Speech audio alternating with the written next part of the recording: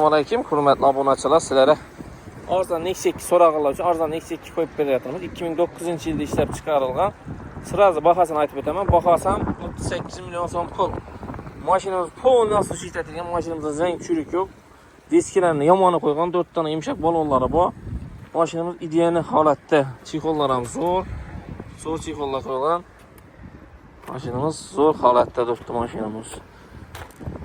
Churiklari yo'q mashinamizning. Zang churiklari yo'q. Mashinamiz bahosi ham 38 million so'm bir Matiz'da puli. Mashinamizni yetmayeni kreditlatib beramiz. Avtokreditimiz ham bor, kvartira variantimiz ham bor. Mashinamiz qo'shki bir avtosalonda turibdi. Qiziqqanlar aka chiqishlaringiz mumkin. Telefon nomimiz o'sha 99lik 549 59 99 telefonlar adresimizga kelaverasizlar. Mashinamiz qo'shki bir avtosalonda turibdi. Shashirib turamiz. Zo'r bahada lekin bu narsa. Teparatinglar do'stlar.